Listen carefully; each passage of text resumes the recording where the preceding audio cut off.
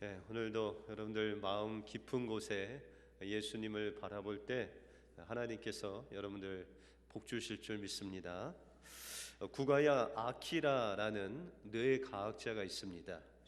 그는 예일대학교 의과대학에서 첨단 뇌과학을 연구했습니다. 그리고 그는 최고의 휴식이라는 책을 통해서 그 뇌와 또한 우리 마음을 쉬게 해주는 휴식 방법을 소개하고 있습니다. 보통 사람들은 1년에 한 번 정도 휴가를 갑니다.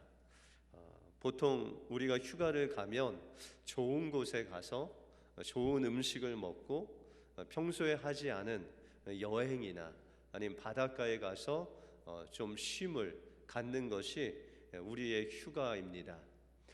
그런데 의외로 미국 사람들이 휴가를 가서 그 휴가를 즐기는 것을 보면 우리보다 훨씬 더 활동적이지 않습니다. 그냥 가만히 앉아서 그냥 책을 바닷가에서 읽는 사람이 있고, 또한 그냥 머리를 식히는 정도로 그렇게 조용하게 그렇게 즐기지 않고 자기의 시간을 갖는 그런 외국 사람을 볼 때가 있습니다. 이 구가야 아키라나는 뇌 전문가가 이야기하기를 우리의 뇌는 아무 일도 하지 않아도 이 뇌가 공회전을 한다고 합니다. 다시 말해서 여러분들이 좀 쉼을 얻기 위해서 이제 오늘 일찍 가셔서 내일까지 한 12시간을 푹 주무시면 여러분들 피로가 싹 풀려야 되는데, 그렇게 많이 잠을 자더라도 우리가 피로가 풀리지 않을 때가 있다는 것입니다. 그것은 이 뇌가 쉬어야 되는데 뇌가 쉼을 얻지 못하기 때문이라고 합니다. 그래서 이 사람이 이야기하는 휴식 방법은 그의 마음을 집중하는 것입니다. 그래서 그냥 가만히 앉아서 자신의 그 호흡을 이렇게 느끼면서 그 마음의 평안을 갖는다고 합니다. 그러니까 과거나 미래를 생각하지 않고 현재의 나를 집중하는 그 습관을 들이면 이 뇌가 쉼을 얻는다라고 이야기합니다. 여기까지는 그냥 이 사람의 뇌를 휴식하는 그냥 과학적인 방법입니다. 그런데 우리 믿는 사람들은 벌써 이미 이 뇌를 휴식하는 방법을 알고 실행하고 있습니다. 그것이 바로 기도입니다. 여러분들 기도할 때 막 떠들거나 놀면서 기도하시는 분 없죠? 그죠? 여러분들 어떤 분은 조용히 하나님 말씀을 묵상하면서 주님을 바라보면서 기도하기도 하고, 때로는 부르짖어 하나님을 간절한 마음으로 바라보고 기도하는 분도 있습니다. 다시 말해서 우리의 진정한 쉼이 어디서 오냐면 이 육신의 쉼이나 아니면 마음의 쉼뿐만 아니라 우리의 영적으로 주님을 바라보고 시편 1편 말씀과 같이 이 복 있는 사람은 하나님의 말씀을 주야로 묵상하는 자가 바로 하나님께서 주시는 그 영적인 휴식을 완벽하게 누릴 수 있는 방법이 바로 하나님의 말씀을 묵상하고 하나님을 바라보는 것이 바로 하나님께서 우리 믿는 자에게 주시는 진정한 영적인 쉼이라고 말씀하고 있습니다. 오늘은 바로 우리가 먼저 이 영적인 쉼을 누리기 위해서 우리가 바라보아야 할 대상이 나옵니다. 바로 믿음으로 천지를 만드시고 우리의 믿음을 온전케 하시고 우리의 몸을 구원하시는 그 예수님이 바로 우리가 바라보아야 할 대상이라고 말씀하고 있습니다. 오늘 본문을 통해서 예수님을 바라보는 것이 무엇이고 그 바라봄의 축복이 무엇인지 오늘 말씀을 통해서 살펴보고자 합니다. 먼저 이 바라봄의 축복이란 바라봄을 통해서 얻어지는 격려의 축복입니다. 오늘 본문 1절에 보시면 이러므로 우리에게 구름같이 둘러싼 허다한 증인들이 있으니 모든 무거운 것과 얽매이기 쉬운 죄를 벗어버리고 인내로써 우리 앞에 당한 경주를 경주하라라고 말씀하고 있습니다. 우리 믿는 모든 사람들은 믿음의 경주를 하고 있습니다. 이 믿음의 경주는 우리가 처음 하는 것이 아니라 오늘 본문에 보니까 수많은 믿음의 선진들이 벌써 믿음의 경주를 하고 믿음의 경주를 완주한 믿음의 선진들이 있다라고 그렇게 말씀하고 있습니다. 2절에 보시면 믿음의 주여 또 온전케 하게 하시는 예수님을 바라보자라고 말씀하고 있습니다. 다시 말해서 우리가 이 믿음의 경주를 완주하고 하나님께서 약속하신 그 영원한 생명을 누릴 수 있는 방법이 있는데 그것이 바로 믿음의 창조자요 믿음을 온전케 하시는 그 예수님을 바라볼 때 하나님께서 우리의 믿음의 경주를 완주하게 하시고 그 완주를 통해서 영원한 생명을 누릴 수 있는 축복으로 우리를 인도해 주신다는 것입니다. 그런데 때때로 우리가 이 믿음의 경주를 하다 보면 피곤하고 또한 우리의 마음이 낙심될 때가 있다는 것입니다. 그래서 오늘 3절에 보시면 너희가 피곤하여 낙심치 않기 위하여 죄인들의 이같이 자기에게 거역한 일을 참으신 자를 생각하라 라고 말씀하고 있습니다. 여러분들 우리가 하나님을 바라보고 또 하나님의 묵상함에 있어서 먼저 선제되어야 되는 것이 바로 주님을 생각하는 것입니다. 무엇을 생각하냐면 오늘 본문에 보시면은 죄인들이 예수님을 거역한 그 일들을 너희가 먼저 생각하라 라고 말씀하고 있습니다. 예수님께서도 이 땅에 오셔서 믿음의 경주를 하셨습니다. 왜냐하면 예수님께서는 이 믿음의 경주를 통해서 어떻게 믿음의 경주를 하는 것이 바로 우리에게 본이 되는 것인지를 알려주시기 위해서 먼저 예수님께서 그 믿음의 경주를 완주하셨다는 것입니다. 근데 예수님께서 이 믿음의 경주를 함에 있어서 때로는 피곤함과 때로는 낙심을 주기 위해서 이 원수가 사람들을 통해서 환경을 통해서 예수님을 거역하는 일들을 행하게 했다는 것입니다. 때로는 가룟 유다가 그 3년 반 동안 그렇게 예수님을 따라다니면서 훈련을 받았음에도 불구하고 은 30개 때문에 예수님을 파는 예수님을 거역하는 일을 했습니다.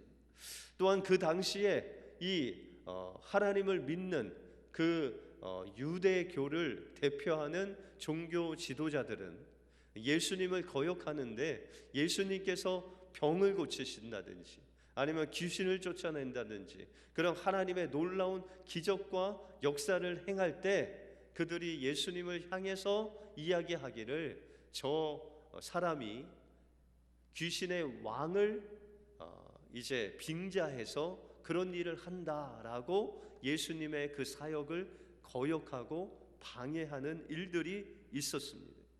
그럼에도 불구하고 예수님은 하나님께서 주신 그 사명, 그 십자가 사명을 바라보면서 묵묵히 믿음을 지켜내셨다는 것입니다. 그런데 이 예수님께서 믿음의 길을 감에 있어서 예수님을 격려하고 또한 예수님에게 위로를 주시는 그 사건을 통해서 예수님도 하나님을 바라볼 때 하나님께서 격려하시고 위로하시는 그 축복 가운데 그 하나님의 사명을 감당할 수 있었다는 것입니다. 예수님께서도 이 땅에 있을 때 세 가지 유형의 격려의 손길이 있었다는 것입니다. 그 첫 번째가 하나님을 통해서 격려를 받으셨다는 것입니다. 우리가 마태복음 17장에 보시면 예수님께서 제자들을 데리고 변화산상에 산에 오르십니다. 그곳에서 이제 예수님의 옷과 또한 그 형체가 변형되시고, 또한 하늘에서 모세와 엘리야가 내려와서 이제 예수님께서 그 예루살렘에서 그 십자가를 어떻게 지시고 어떻게 고난받으시고 어떻게 죽으실 것에 대해서 그 모세와 엘리야와 그 하나님의 사역에 대해서 이야기를 나누십니다. 그리고 이제 하늘에서 하나님께서 예수님을 격려하시는 그 말씀을 주시는데, 우리가 마태복음 17장에 보시면 이는 내 사랑하는 아들이요 내 기뻐하는 자니 저희가 내 말을 들으라 라고 말씀하고 있습니다. 예수님께 하나님께서 그 십자가의 사역을 감당하고 또 하나님의 말씀을 붙잡고 하나님을 바라보고 갈 때 하나님께서는 예수님을 위로하시고 격려하셨다는 것입니다. 그 말씀이 곧 이는 내 사랑하는 아들이고 이는 곧 내 사랑하며 기뻐하는 자이므로 너희가 예수님의 그 말씀을 들을지어다 라고 하나님께서 직접 하늘에서 하늘문을 여시고 예수님을 인정하시고 격려하시고 위로하시고 그 사역이 바로 하나님으로부터 나왔다는 것을 인정하시는 그 하나님의 격려가 예수님에게 부어졌다는 것입니다. 때때로 우리가 하나님께서 주신 사역, 하나님께서 주신 그 직분을 감당할 때 외롭고 쓸쓸할 때가 있다는 것입니다. 그런데 하나님께서 우리가 피곤하고 낙심하고 넘어질 때 하나님께서 우리가 하나님을 바라보면 그냥 우리를 내버려 두시지 아니하시고 하나님의 말씀으로 우리를 격려하실 때가 있다는 것입니다. 구약의 이사야서에 보시면 하나님을 앙망하는 자에게 새 힘을 주시듯 하나님께서는 우리에게 지치고 피곤하고 넘어질 때 주님께서는 우리를 다가오셔서 예수님에게 말씀하신 것 같이 너는 내 사랑하는 아들이고 나는 너를 기뻐한다 라는 그 한마디 말씀의 그 축복을 통해서 우리가 다시금 하나님 앞에 일어서서 하나님의 놀라운 그 사명을 감당할 수 있는 능력이 바로 하나님의 말씀 그 격려의 축복을 통해서 우리를 다시금 세우시는 놀라운 역사가, 그 축복이 우리에게 주어진다는 것입니다. 두 번째 격려는 바로 사람을 통해서 위로하신다는 것입니다. 예수님께서 이제 십자가를 지시기 위해서 예루살렘의 그 유월절을 지내기 위해서 예루살렘으로 들어가십니다. 근데 이 예루살렘에 들어가시기 전에 예수님께서는 마리아와 마르다 집을 방문하십니다. 그때 예수님께서 그 집에 들어가시는데 마리아가 향후 옥합을 깨뜨려서 그 머리털로 예수님의 발을 씻습니다. 그 향유 옥합은 이 유대인들의 여인들이 결혼을 하기 위해서 지창금으로 쓰는 아주 귀한 것입니다. 그런데 그것을 깨어서 예수님의 발을 씻기는 그 마리아의 사랑을 통해서 하나님께서는 그 예수님의 그 십자가의 길을 준비하실 뿐만 아니라 위로하시고 예수님을 격려하는 놀라운 축복을 바로 그 마리아의 헌신을 통해서 예수님에게 베푸신다는 것입니다. 그 주위에 돈을 좋아하는 가룟 유다가 있었습니다. 가룟 유다는 예수님께 사람들에게 이야기하기를 이 비싼 향후 옥합을 팔아서 가난한 사람들에게 주었으면 좋았을 것을 내가 왜 이것을 허비하냐라고 말하지만 예수님께서는 마리아를 바라보시면서 말씀하시기를 내가 진실로 너희에게 이르노니 온 천하에 어디서든지 이 복음이 전파되는 곳에는 이 여인의 행한 일도 말하여 저를 기념하라 라고 말씀하십니다.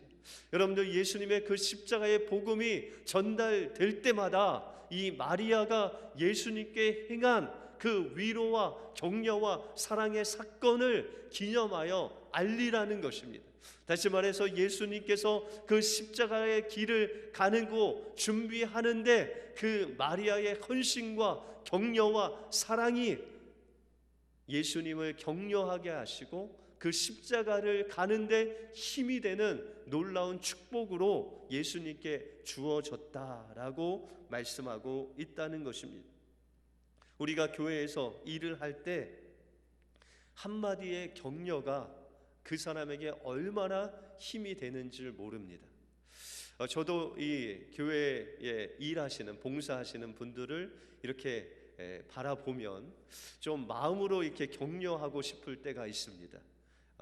그 일주일 동안 바쁜 그 이민 생활 속에서도 그 주일 하루를 온전히 하나님 앞에 드리는 여러분들의 그 모습을 볼 때 하나님이 참 기뻐하시겠다라고 생각하고 마음으로 격려하거나 때로는 말 한마디로 격려할 때가 있습니다.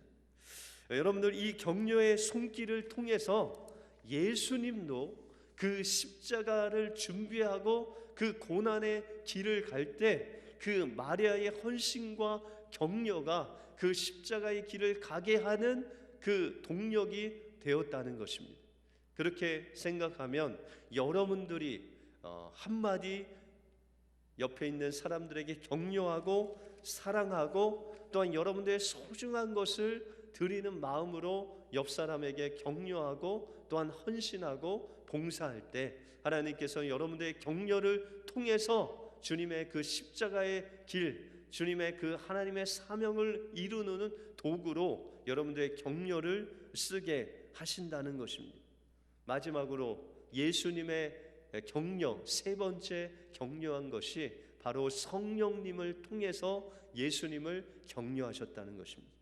여러분들, 우리가 마태복음 26장에 보시면, 누가복음 22장에도 보시면 예수님께서 십자가를 지시기 전에 겟세마네 동산에서 기도하시는 그 예수님의 모습을 우리가 볼 수 있습니다.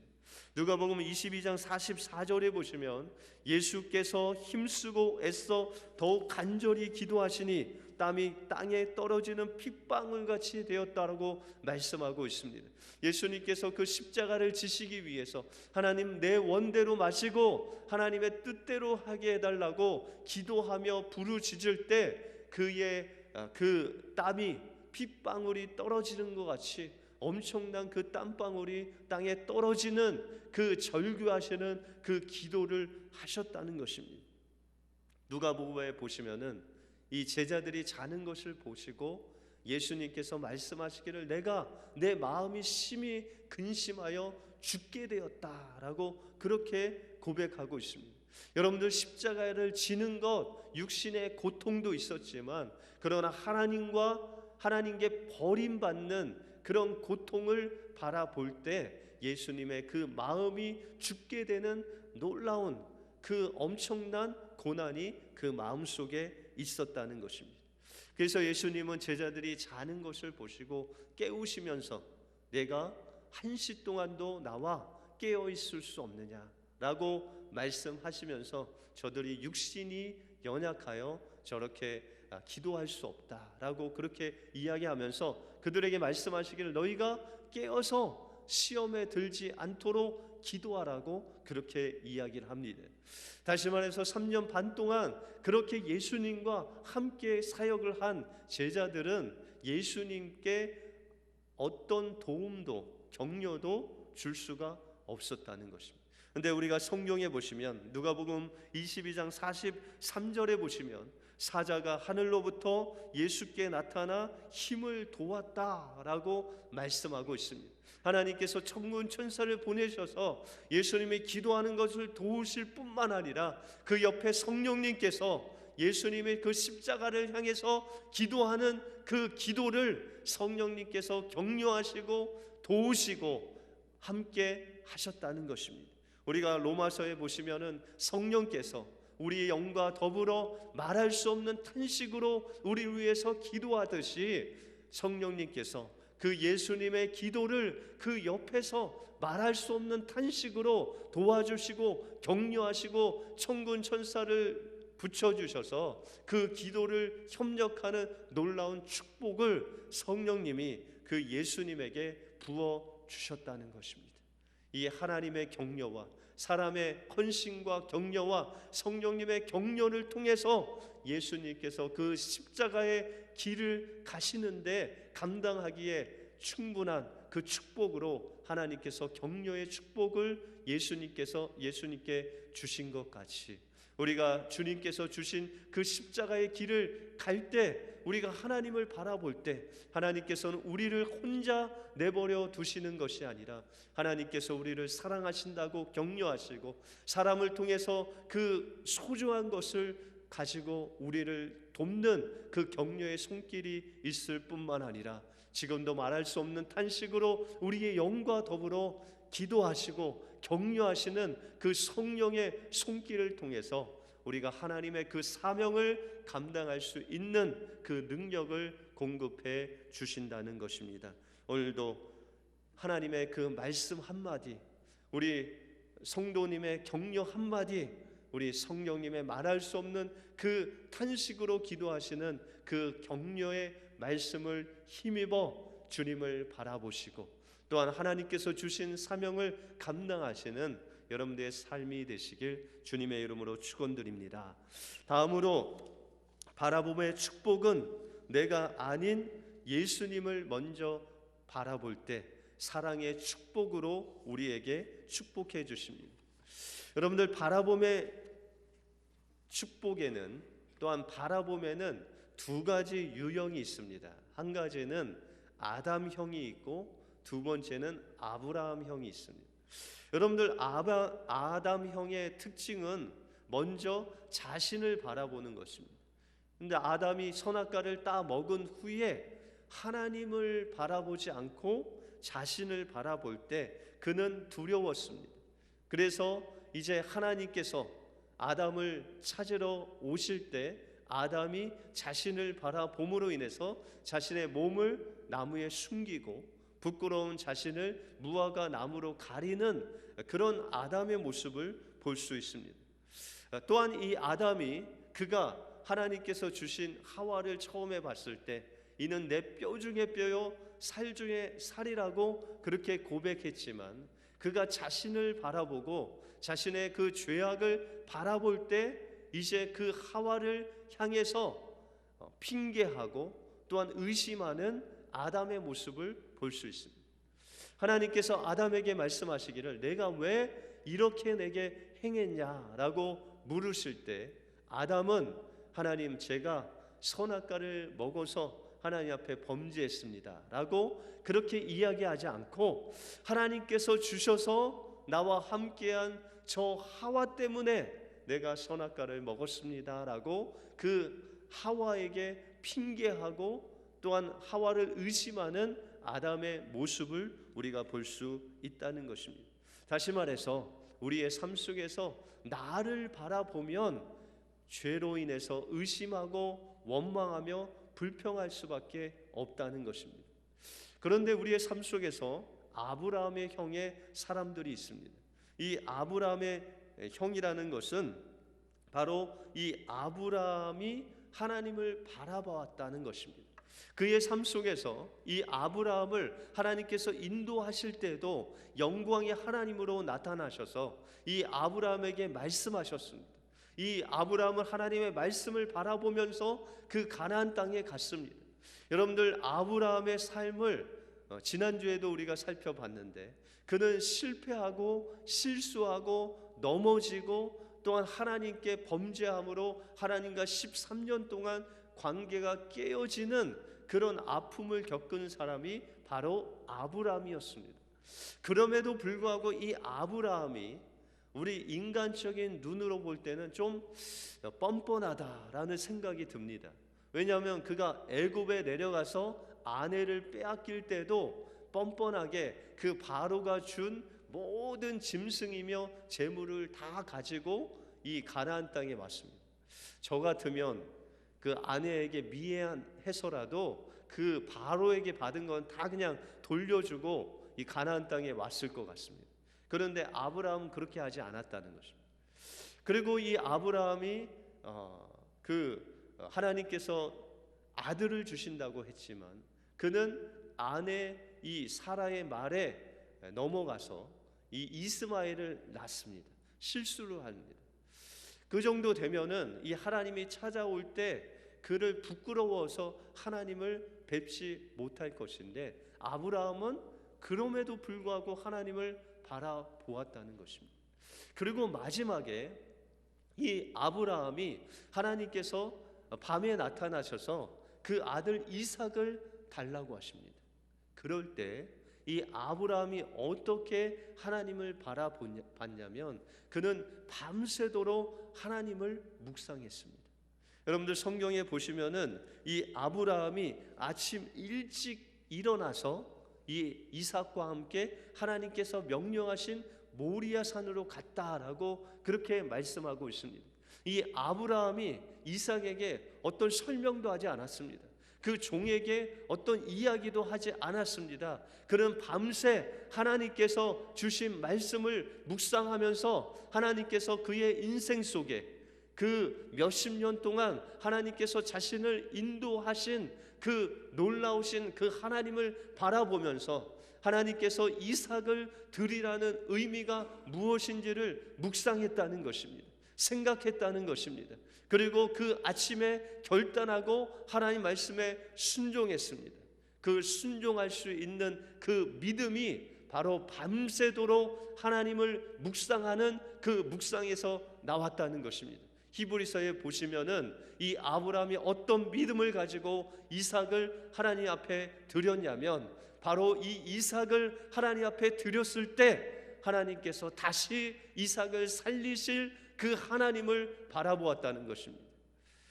그 육신적으로 죽었던 그 아브라함에게 이삭을 주셨던 그 하나님이 다시금 이삭을 죽음을 통해서 그를 다시 살리시는 전능하신 하나님을 믿는 그 믿음이 바로 밤새도록 하나님을 바라보고 묵상하는 그 놀라운 그 일을 통해서 하나님께서 이 아브라함에게 그 부활의 믿음을 허락해 주셨다는 것입니다. 여러분들은 어떻습니까? 여러분들 삶의 패턴이 여러분들 자신을 바라보시는 아담형이십니까?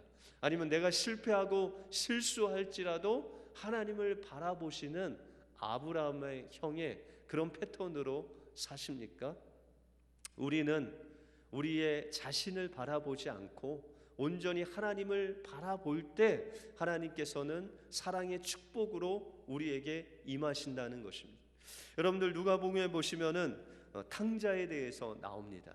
이 탕자가 처음에 자신의 모습을 보았을 때, 자신의 모습을 보고 아버지를 생각했을 때는 도저히 아버지께 돌아갈 수가 없었습니다. 왜냐하면 자신이 지금 그 아버지의 모든 재산을 탕진하고 이제 돼지가 먹는 쥐염 열매로 살아가는 거의 죽게 된 그 거지 인생으로 전락한 자신을 바라봤을 때는 그 아버지께 돌아갈 수가 없었다는 것입니다. 바로 여기까지는 그가 아담형 자신을 바라보았다는 것입니다. 그런데 이 탕자가 거의 그 돼지가 먹는 쥐염 열매도 먹지 못하게끔 아주 죽게 되었을 때 그의 마음이, 그의 생각이 자신에게서 아버지께로 돌이켜지게 됩니다. 다시 말해서 늘 자신을 바라보고 자신의 그 잘못된 것을 통해서 원망하고 한탄하고 의심했던 이 탕자가 자신이 죽게 되었을 때 그 마음을 자신에게서 그 아버지께로 돌이켰다는 것입니다. 그럴 때 그는 그 아버지를 바라볼 때 그 아버지의 마음을, 아버지를 통해서 주시는 그 사랑의 축복을 체험하게 되었다는 것입니다. 그가 아버지를 바라볼 때 어떤 생각을 했냐면, 아버지 집에는 종들이 얼마나 많은가, 내가 아버지의 종이 되더라도 이 아버지께 가면 좋겠다라는 그 생각을 갖게 되었다는 것입니다. 그리고 이 아버지께 돌아가는 그 정말 고난과 환난 속에서도 그 아버지의 집을 가까이 갔을 때 그 아버지를 만나게 됩니다. 이 아버지를 만나게 되는데 이 아버지의 모습은 매일매일 떠나버린 그 둘째 아들을 기다리고 또한 바라보면서 이제나 저제나 돌아올까 늘 먼 발치에서 집하고 먼 곳까지 나와서 이 아들을 기다리는 그 아버지의 모습을 보았다는 것입니다. 비록 탕자는 물품으로 거지가 되어서 돌아왔지만 아버지가 자신을 얼마나 사랑하는 것인지를 그 아버지의 모습을 통해서 그가 느끼게 되었다는 것입니다. 아버지에게 있어서 내가 아버지를 바라볼 때 아버지가 자신을 얼마나 사랑한지, 또한 이 아버지가 이 둘째 아들을 천하보다도 그 생명을 귀하게 여기시는 것을 그 마음속에 알게 되었다는 것입니다. 다시 말해서 우리의 삶 속에서 나 자신을 바라볼 때는 원망과 불평과 낙심밖에 우리에게 오는 것이 없지만, 우리가 예수님을 바라보고 하나님을 바라보고 주님의 말씀을 바라볼 때 하나님께서 우리를 얼마나 사랑하시는지, 하나님께서 여러분들 한 심령을 얼마나 귀하게 여기시는지 그 하나님의 마음을 느낄 수 있는, 하나님께서 주시는 그 사랑의 축복이 하나님을 바라볼 때 여러분들 심령 속에 임하게 된다는 것입니다.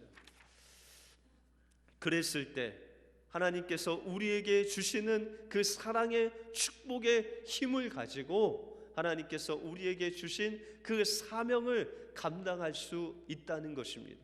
여러분들 사도행전 7장에 보시면 스데반 집사님이 하나님의 복음을 유대인들에게 전한 후에 유대인들이 그를 시기해서 그에게 가짜 죄목을 입혀서 돌로 쳐 죽는 그 현장이 나옵니다. 그런데 이 스데반은 그 유대인들이 던지는 그 잘못된 돌팔매를 맞으면서도 그는 자신을 바라보지 않았습니다. 돌에 맞는 그 스데반 집사님 그 자신을 바라보지 않았습니다. 또한 돌을 던지는 그 유대인을 바라보지 않았습니다. 그는 하늘을 우러러 하나님 보좌 우편에서 자신을 바라보고 서히 계신 그 예수님을 바라보았습니다. 예수님께서 그 하늘 문이 열리고 예수님께서 하나님의 보좌 우편에 앉아 계시다가 이 스데반이 그 돌을 팔매를 맞으면서 죽어가는 그 모습을 보기 위해서 그 보좌 우편에 일어서서 그 스데반 집사님을 바라보는 그 예수님을 향해서 스데반은 고백하기를, 하나님, 내 영혼을 받으시옵소서. 자신을 하나님 앞에 온전히 드릴 뿐만 아니라 그는 고백하기를, 주여 저들의 죄를 용서하시옵소서, 저들에게 돌리지 마옵소서 하고 그의 목숨을 하나님 앞에 드리는 그 스데반 집사님의 모습을 우리가 볼 수 있다는 것입니다. 여러분들, 스데반 집사님은 자신을 보지 않고 자신에게 돌을 던지는 유대인들을 보지 않고 온전히 그 하늘에 계신 예수 그리스도를 바라볼 때 자신의 영혼을 구원하시는 그 놀라운 약속을 받을 뿐만 아니라 다른 사람을, 그들의 죄를 용서하는 그 예수님께서 십자가를 통해서 우리를 구원하시고 용서하신 그 용서의 사랑을 베풀고 그 사명을 다하는 스데반 집사님의 모습을 우리가 볼 수 있다는 것입니다. 그러므로 올 한 해 하나님께서 우리에게 주신 오직 예수님만 바라보는 교회가 되기 위해서 우리의 마음을 하나님 앞에 집중하고 날마다 하나님의 말씀 묵상하고 하나님을 바라보고 나아갈 때 하나님께서는 우리를 격려하시고 사람을 통해서 격려하실 뿐만 아니라 성령님을 통해서 말할 수 없는 탄식으로 우리를 위로하시고 격려하시는 그 격려의 축복을 주실 뿐만 아니라 내 자신이 아닌 하나님을 바라볼 때 하나님의 그 사랑을 우리 마음속에 부어주셔서 우리가 그 주님을 사랑하고 이웃을 사랑하는 그 사랑으로 하나님께서 주신 그 사명을 감당할 수 있는 능력을 우리에게 공급하시는 축복을 주신다는 것입니다. 하나님 바라보심으로 하나님께서 주시는 그 격려의 축복과 사랑의 축복 가지고 하나님께서 여러분들에게 맡겨주신 그 사명을 감당하시는 그 놀라운 은혜를 체험하시는 여러분들의 삶이 되시길 주님의 이름으로 축원드립니다. 기도하겠습니다. 하나님 감사합니다. 오늘 히브리서 12장을 통해서 우리가 예수 그리스도를 바라볼 때 하나님께서 우리에게 주시는 그 격려함의 축복과 또한 그 주님의 사랑의 축복을 우리에게 공급하여 주셔서 우리가 그 주님의 길을 따라 그 십자가의 길을 갈 때 하나님의 격려의 축복과 사랑의 축복으로 우리가 그 사명을 감당할 수 있는 것을 저희들이 보았습니다. 주님께서 우리를 격려하듯이 우리도 말 한마디로 우리 주변 사람들을 격려하고 또한 위로함으로 인해서 우리가 함께 하나님의 사명을 감당하는 우리 은혜교회 모든 성도들 되게 하여 주시고 한 주간 살아갈 때 우리가 하나님을 바라보게 하여 주셔서 하나님의 격려와 성령님의 격려와 주님의 그 사랑으로 우리가 한 주간 승리하는 복된 한 주간이 될 수 있도록 인도하여 주시옵소서. 모든 것 주님께 감사드리오며 예수 그리스도 이름으로 기도하옵나이다. 아멘.